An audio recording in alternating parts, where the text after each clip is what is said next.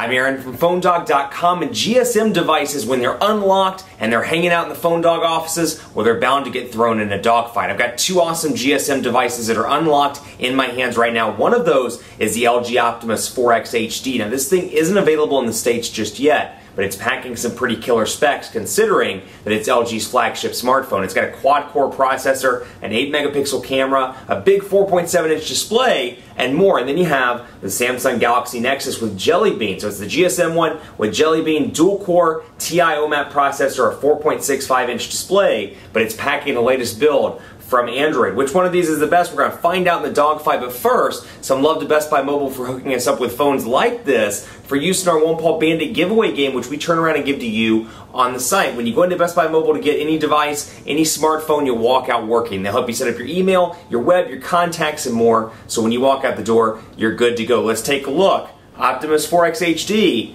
Galaxy Nexus. Which one's going to come out on top? We'll find out starting right now. So what did the platypus tell the penguin when he was going to swim through the iceberg? He looked at him and said YOLO. Now apparently this YOLO thing is making its way around on the internet and such, but you know, and for the longest time I thought they were saying Rolo, because I love some Rolo candy, and so I thought it was Rolo, but apparently it's YOLO. It's you only live once. Well, if you're a smartphone junkie, you only live once with two awesome devices like this, so you might as well splurge and get your favorite device. You like how I kind of transitioned in there with that YOLO? I've been wanting to use that in a video, but you know, to most people that probably made absolutely no sense. Here are two awesome high-end Android devices. This is the LG Optimus 4X HD. It was announced at Mobile World Congress earlier in the year in Barcelona. I'm trying to kind of shift it away from that light.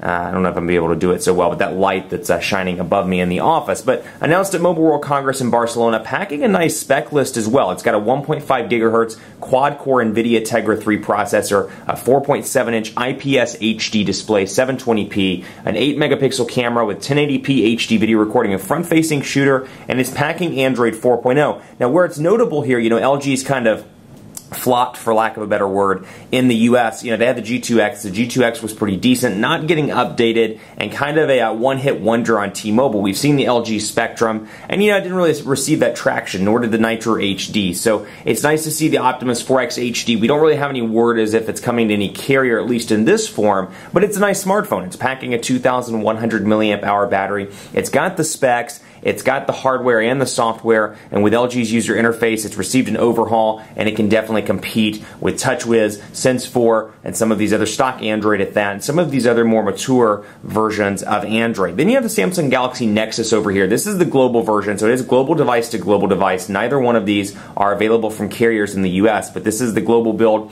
with a 1.2 gigahertz dual-core TI OMAP processor, a 4.65-inch Super AMOLED HD display with PenTile technology. You got an 8-megapixel camera on the back, or excuse me, 5-megapixel camera on the Galaxy Nexus with 1080p HD video recording, a front-facing camera. This one is packing Android 4.1. It's the only device outside of the Nexus S to run Android 4.1 out of the gate right now in the US. If you bring these over, it's one of the few that has Android 4.1 right now. It's rolling out. Hopefully the Verizon and Sprint US versions will see it in due course, but it's got a 1,750 milliamp hour battery in the GSM version, and it's available through Google Play for $349. So it's available at a good price. This was the device that was Apple tried to lock out of the market. Unfortunately, they were successful temporarily, and now it looks like you can get it with Android 4.1. So you can buy this one for $350. This one's about $600 unlocked through a retailer like Negri Electronics, which is where I purchased the one for PhoneDog. So $600 here, $350. Neither are subsidized right now. You can get a similar variant, obviously, on Verizon with 4G LTE for $99, which they just dropped yesterday, I believe, to $99. So spec-wise, they're very comparable, and I meant to keep this on maximum brightness. Let's see what we did wrong here. It looks like I may have it set to 10 minutes.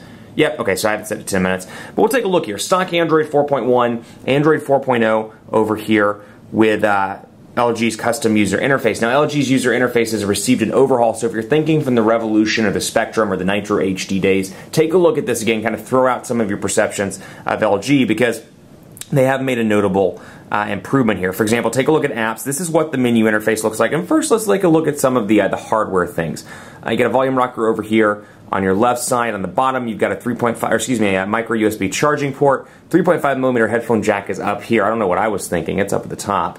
along with the power button. This is the white one. It also comes in black, and the model number is P880 if you're looking for it on the internet. Now, both are 8.9 millimeters thin, which is kind of nice. You know, they're very relatively thin devices, although this one has a much larger battery. That said, I don't know that that necessarily translates into better battery life by any means. We'll talk about that a little bit later in part 2. But you can see how they look here from menu to menu. Open in the App Store. You can see Widgets up here as a shortcut in stock Jelly Bean. Then you have the shortcut to Google Play. Up here you have Downloads and Widgets, and then of course a settings button where I can easily go through and uninstall stuff that I don't want. So I can come in here and uninstall Smart World. I can uninstall the Weather Channel and go from there. You can also see my downloads and my widgets directly from the menu. So I can take a look at some of the widgets here, and you'll see LG's interface has been kind of tapered back a little bit on the Optimus 4X HD. It works much better with Ice Cream Sandwich than the former LG interface did with Gingerbread. So take a look here. You can see some stock Google widgets. Then you can see some LG stuff like Memo.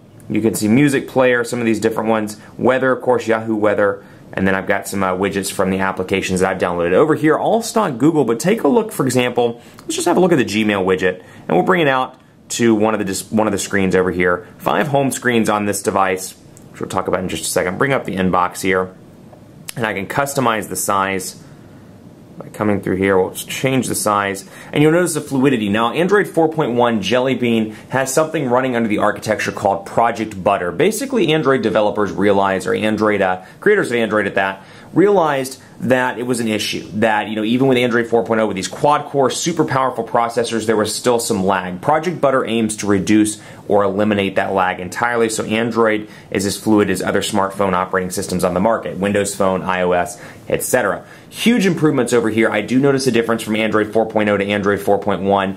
Much improved. And then, of course, Google Now over here as well, which we'll talk about in just a bit. 7 home screens over here, as you can see, through there, and I've got some widgets on the home screens as well. I've got a dock down here at the bottom, and then applications out of the gate. You get some stock Google stuff, obviously, over here. You get Currents, you get Google Plus integration. Same thing over here, Google Plus integration, but you're going to see some LG stuff over here. Now, neither of these are carrier-branded devices, but you're going to see something like Media Home, for example, an application manager, and things that obviously have LG custom icons as well. LG Smart World, LG Smart Share, remote call service, which is kind of cool because if you have an issue with your phone, they can diagnose it remotely without having to send the device into service and repair. Software update shortcut as well.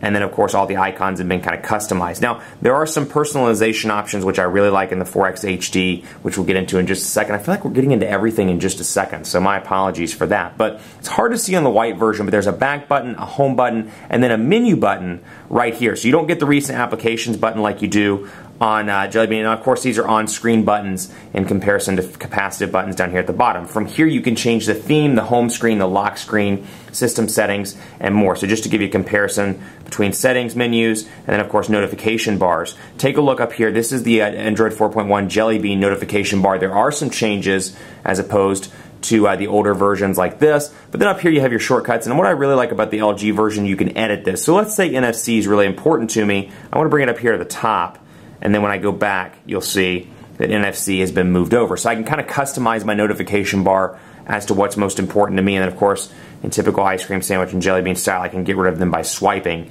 It's pretty quick and pretty easy. I left these text messages up just to show you what it looked like. Walter Johnson is a demo phone. Walter Johnson is also Phone Dog Aaron, which is kind of cool. I have multiple names. It's pretty neat. And then over here, just press right there to get rid of everything. But I really like the notification bar over here in Jelly Bean. And then, of course, with Google Now, it works out really, really well, which we'll talk about in just a bit. But Walter Johnson, let's jump right into text messaging and take a look at both of these. I'm going to load both of those up. Stock Android over here. And then, of course, Walter Johnson, again, is me. That's a demo phone number, so don't think that's my personal phone number. 4.7-inch display over here. And you can see portrait to landscape transitions relatively fast. LG's custom keyboard has been much improved over previous builds. So again, if you're coming into this from the Spectrum or the Revolution, take a closer look at LG's keyboard. It still may not be your favorite on the market. I'd still recommend downloading a third-party solution, SwiftKey, the Ice Cream Sandwich keyboard free, etc. But overall, it's pretty decent with some better autocorrect. Is ready for lunch. Quick Brown Fox is ready for lunch. It's 12:30, and Quick Brown Fox hasn't had lunch, which is odd because I haven't had lunch either. Quick Brown Fox and I are on the same schedule, You can see those transitions are nice and fast. So relatively easy to type on. I haven't had as much of a lag issue with this one as previous LG builds. And if you've watched my LG reviews, you know that I've talked in the past about having kind of a sticky screen. When I go to type or when I go to hit stuff, the screen isn't responsive or as responsive as I'd like it to be. So far, so good on this one. I haven't really seen that issue. When I'm scrolling back and forth, I've noticed what I need it to go into. So that's a nice thing. So over here, we'll say the Quick Brown Fox is ready for lunch.